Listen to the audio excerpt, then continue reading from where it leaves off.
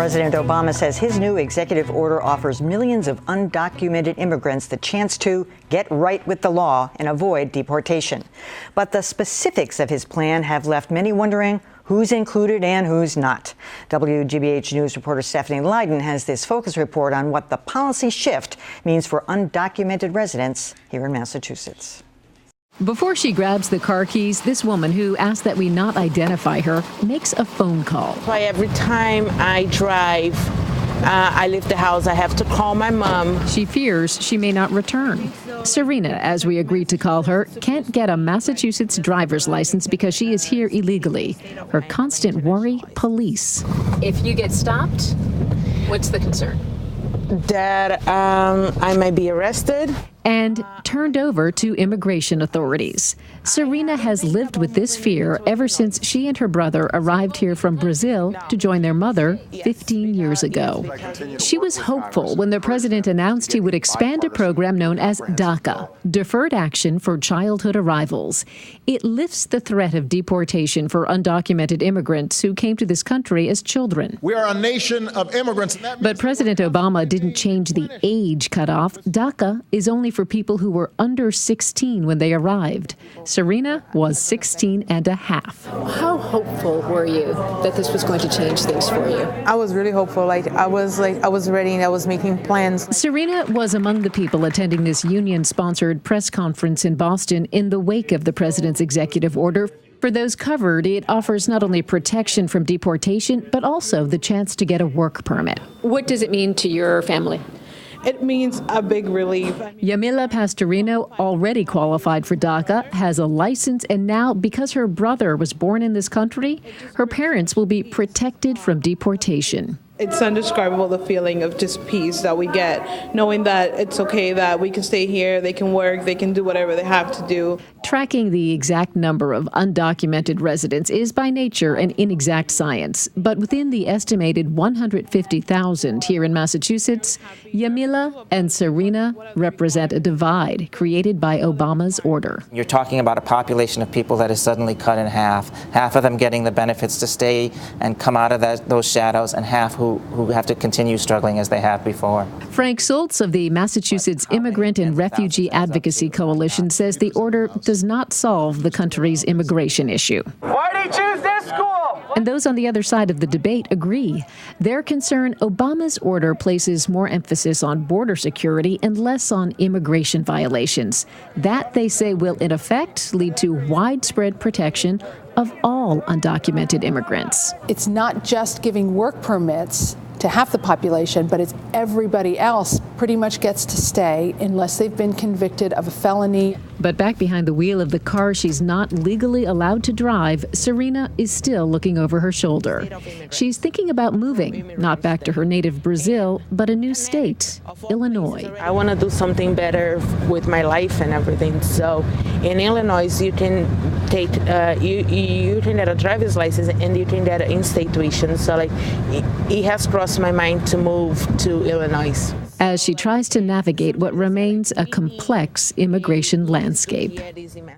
Here in Massachusetts, an estimated 60,000 people who don't have documents could benefit from that order that would protect them from deportation. That's about a third of the population in this state. That's pretty good. I mean, I can't imagine being Serena. I get terrified when a cop car comes up behind me, even if I haven't done anything. And she's a good example of how this order has kind of continued a situation where families are divided. Her brother, a little bit younger, benefited from DACA, so he has a license, can get in-state tuition, really has a changed life. Yamila, the other woman, so happy her parents are now protected, upset because her aunt is not. Yeah. All right, Stephanie, great report. Thanks for that.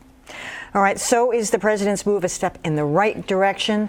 Patricia Sobel-Varro is a co-founder of Alencia Alpha, an advocacy agency for Spanish-language immigrants. She also hosts a Spanish-language AM radio call-in show in Quincy.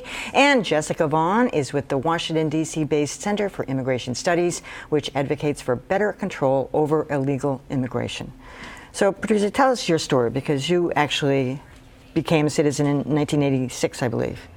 Actually, in 1986, I became a permanent resident. I'm a recipient of the amnesty program that President Reagan passed, which I'm extremely thankful. And when did you come to the country? 1981. 1981. How did you get in, if I can ask?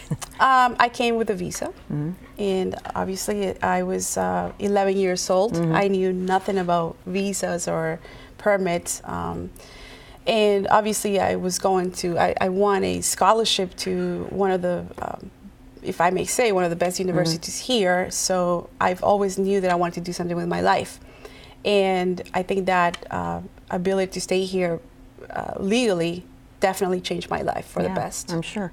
Well, Jessica, when you hear stories like Stephanie's about this divide, I mean, isn't the president essentially saying you have to cut off someplace? You have to, I mean, it's not arbitrary. It's like he had to think about it. 16, 16 and a half, it's the same with any age, you know, Social Security, there's age cutoffs and all kinds of things.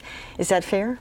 Well, the way he dealt with that is that he essentially ordered ICE agents and the Border Patrol and other immigration enforcement agents not to arrest or question or detain any of the other people who are here illegally who are not qualifying for DACA unless they've been convicted of a serious crime. So the executive orders that he issued go far beyond the 4 million that are going to get work permits and pretty much cover, as I said, everyone who's here illegally who has not been convicted of a serious crime.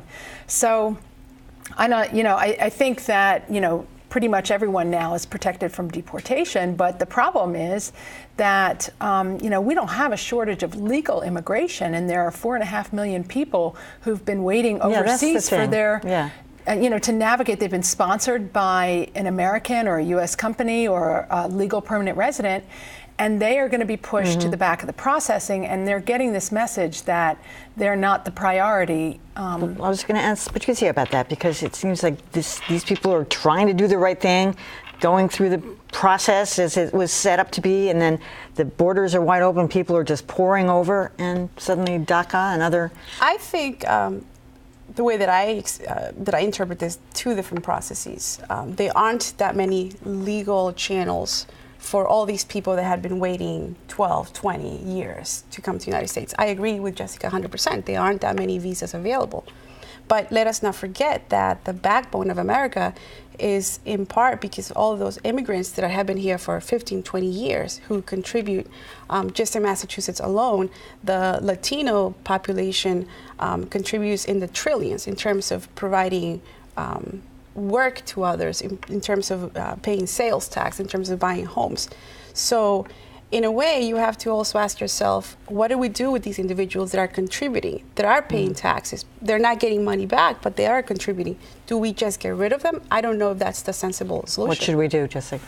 Well, part of the problem is that the amount of immigration that we have been experiencing in the last 20 years has actually caused problems for those Americans and legal immigrants who, for whatever reason, haven't been able to get an education and are contributing for those very same job opportunities, or others who are working in those jobs have seen their wages really be stagnant for all these years, in part because of the influx of illegal immigration and also high levels of legal immigration too. So what needs to happen is that we need to find a balance and make sure that our immigration policy serves the national interest, doesn't harm people who are already, frankly, experiencing difficulty in our economy. And also, I think the next step has to be to impose a better enforcement system so that we don't experience another rush of illegal immigration like we've experienced. And when there's a big amnesty like this, unfortunately, that's what happens from experience. All right, Jessica Vaughn, Patricia Sobel-Varro, thank you so much for coming. Thank you.